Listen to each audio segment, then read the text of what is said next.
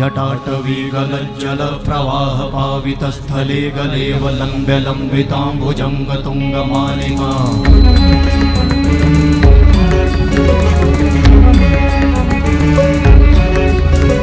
जटाटवीगलज्जल प्रवाह पावितस्थले गलेवलम्ब्य लम्बिताम्बुजङ्गतुङ्गमालिका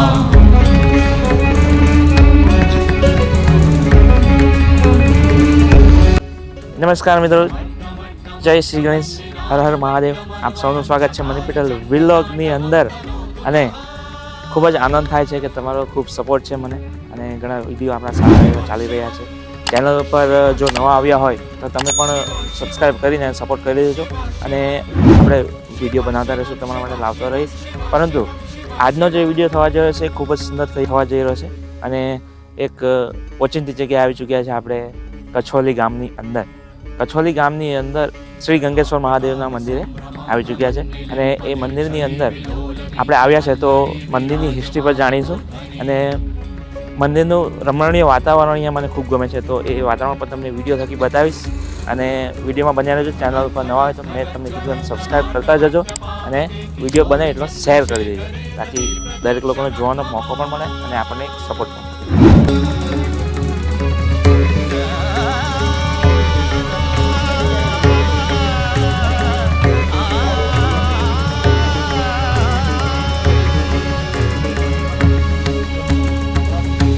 गंगेश्वर महादेव की जय। मृत्युंजय महादेव त्राहि मां शरणागतम जन्म मृत्यु जरा व्याधि पीड़ितम कर्म बंधने। जी गुरुदेव, पहला आपનું નામ જણાવો। મારું નામ રાજેશ કુમાર પ્રભાકર ભટ્ટ, હું દેગામ રહું છું જી અને અહીંયા મંદિરમાં અવારનવાર વિધિઓને માટે હું અહીંયા વારંવાર મારે આવવાનું થાય છે। જી જી જી અને અહીંયા ઘણા બધા કાર્યક્રમો થતા હોય છે, તો મંદિરનો થોડોક ઇતિહાસ અને અહીંયા શું શું એક્ટિવિટીઓ થાય છે થોડુંક વ્યુઅર્સને પણ જાણવાનું મળે તો મજા। અહીંયા એક અમારા બ્રાહ્મણ હતા, તેમને એવો નિયમ કે રોજ મારે શિવજીને ગંગાજળ ચડાવવું। હાજી। હવે એમની ઉંમર થઈ, હવે એ ગંગાજળ લાવી નહીં શકે તો એમને ઉપવાસ કર્યા કે જ્યાં સુધી ગંગાજળ ચડાવાય નહીં ત્યાં સુધી આજુબાજુની બધી જગ્યાએ પણ તપાસ કરી પણ કોઈની પાસે ગંગાજળ હતું નહીં। 2, 3, 4 દિવસના ઉપવાસ થયા અને પછી એક દિવસ સપનાની અંદર છે તો એમને થયું કે હું તો ત્યાં જ છું, તો મંદિરથી ઉત્તર દિશાની અંદર 200 પગલા ચાલ, ત્યાં જઈને થોડુંક ખોદ અને ભેખડની અંદરથી એ ગંગાજીનો પ્રવાહ નીકળેલો અને એ જળ ચડાવીને એ દાદા રોજ જમતા અને જ્યારે જ્યારે ગંગાજળ ન હોય ત્યારે એ જળથી કામ ચલાવતા અને ગંગાજીનું પ્રાગટ્ય અહીંયા થયું એટલે અહીંયા ગંગેશ્વર દાદાનું નામ પડ્યું છે।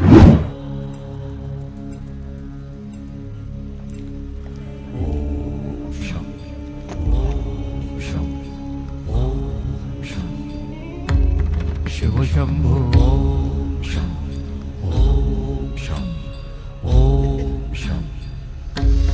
शिव शंभो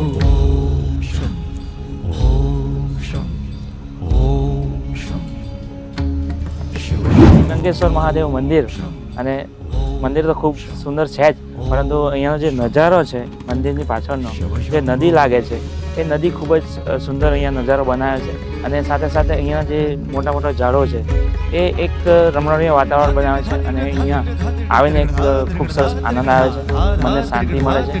તો એકવાર ચોક્કસથી તમે પણ વિઝિટ કરશો ને તો તમને અહીંયા મંદિરની પાછળ આ જે નદી છે ત્યાં આગળ આવીને બેસશો તમને મજા આવે। આપણે આગળ વધી વિડીયોની અંદર મંદિરનું વાતાવરણ ફરી પાછો આગળની સાઈડનું બતાવું છું, તો બન્યા રહેજો વિડીયો। जटाटवीगलज्जल प्रवाह पावितस्थले गलेवलम्ब्य लम्बिताम्बुजङ्गतुङ्गमालिका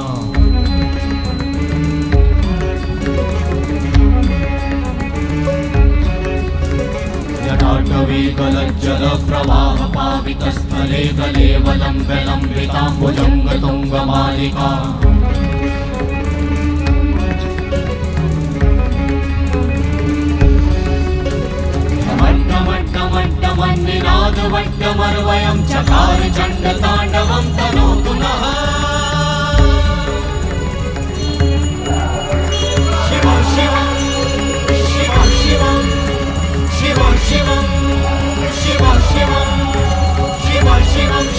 શિવમ શિવ શિવમ શિવ શિવમ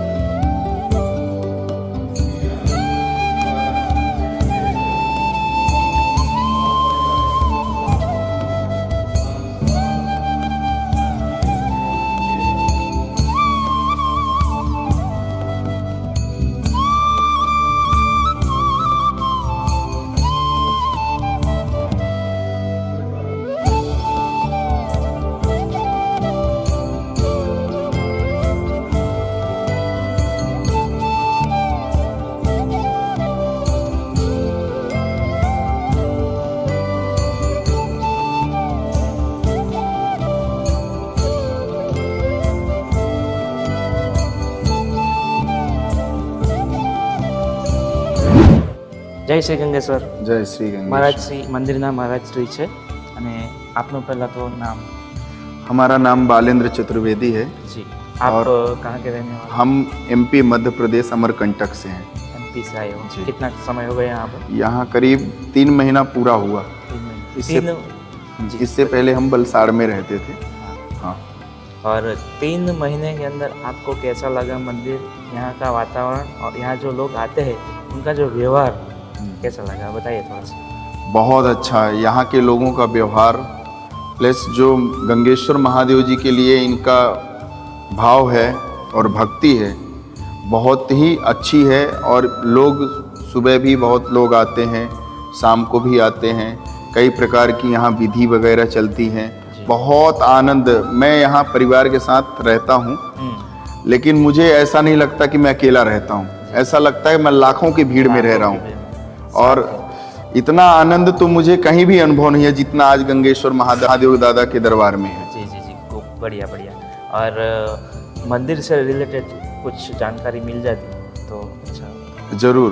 हमारे गंगेश्वर महादेव दादा का जो कृपा है, कहते हैं लोग, बताते हैं कि ये 500 वर्ष पुराना मंदिर है.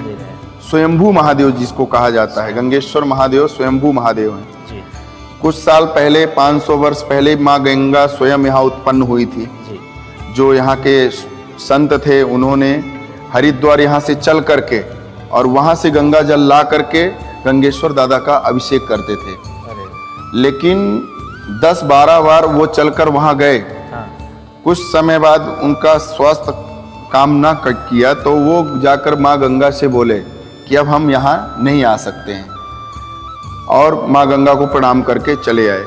उनके स्वप्न में माँ गंगा आकर के उनको दर्शन दी और बोली कि आपको यहाँ आने की आवश्यकता अब नहीं है, मैं स्वयं यहाँ आ रही हूँ. और माँ गंगा स्वयं यहाँ उत्पन्न हुई. उसके वजह से इनका नाम गंगेश्वर महादेव नाम पड़ा. और काफ़ी शक्तिशाली, और मुझे तो लगता है कि कई प्रकार के चमत्कार यहाँ होते रहते हैं जो हमें समझ में नहीं आते, लेकिन चमत्कार होते हैं. लगता है, महसूस होता है. जी बढ़िया बढ़िया. बहुत अच्छा सुन के अच्छा लगा और आपका कीमती समय देने के लिए बहुत बहुत शुक्रिया. જય ગંગેશ્વર. જય ગંગેશ્વર. મિત્રો, કદાચ આ જે ભાઈને તમે કદાચ વિડીયોની અંદર જોયા હશે, ભાઈનું નામ શું? મારું નામ યશ તલાવિયા. યશ. હા, યશ, તમારું રહેવાનું ક્યાં? અહીંયા જ કચ્છ. અહીંયા જ. અને ભાઈ કેદારનાથ સુધી બાય સાયકલ્સથી ગયા હતા. અને એ ક્યારે ગયા હતા? હું 2024માં ગયો હતો. 2024. હા, ગયા વર્ષે. કેવું લાગ્યું અને સાયકલ પર જવાનું? આમ જોવા જઈએ તો એનો અનુભવનો આમ એક્સપ્લેન નહીં કરી શકાય. ખરી જ. હા, બધી કૃપા મહાદેવની હતી. અહીંયા આ મંદિરથી જ સ્ટાર્ટ કર્યું હતું. અહીંયા દર્શન કરીને પછી ત્યાં, અને પછી આવ્યો પણ અહીંયા જ હતો. કેટલો સમય લાગ્યો જતા? 21મા દિવસે પહોંચી ગયો હતો ત્યાં. 21 દિવસ ત્યાં પહોંચતા જ ત્યાં લાગ્યા. પહોંચતા ત્યારે. હા, અચ્છા. અને તેની અંદર ઘણા બધા લોકો પણ તમને મળ્યા હશે રસ્તામાં. બહુ જ. શું શીખવા જેવું મળ્યું આપણને નવું? બધા અલગ અલગ હતા. કોઈ હેલ્પ કરવાવાળું પણ હતું, કોઈ ના કરે એવું પણ હતું. પણ એવું નહીં થયું કે એકદમ મોટી કંઈ તકલીફ આવી. તકલીફ આવી તો માત્ર એટલું જ કે કંઈ સાયકલમાં કંઈ પ્રોબ્લેમ આવી ગઈ. બાકી મને હેલ્થમાં એવું કંઈ ઇસ્યુ નહીં આવ્યું. અને એવા બધા માણસો મળી ગયા મહાદેવની કૃપાથી કે એકદમ સરળ યાત્રા પતી ગઈ. જી. અને તકલીફ આવી પણ હોય, તકલીફ તો એ આવી મહાદેવની કૃપાથી સોલ્વ થઈ સોલ્વ ગઈ. થઈ ગઈ. હા. તો મિત્રો, ખરેખર ગંગેશ્વર મહાદેવ મંદિર જોવા લાયક મંદિર છે, જાણવા લાયક મંદિર છે, હિસ્ટ્રી એમની.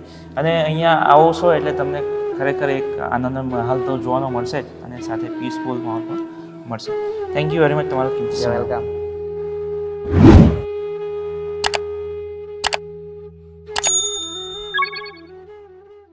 Subscribe now, Money Patel Vlog.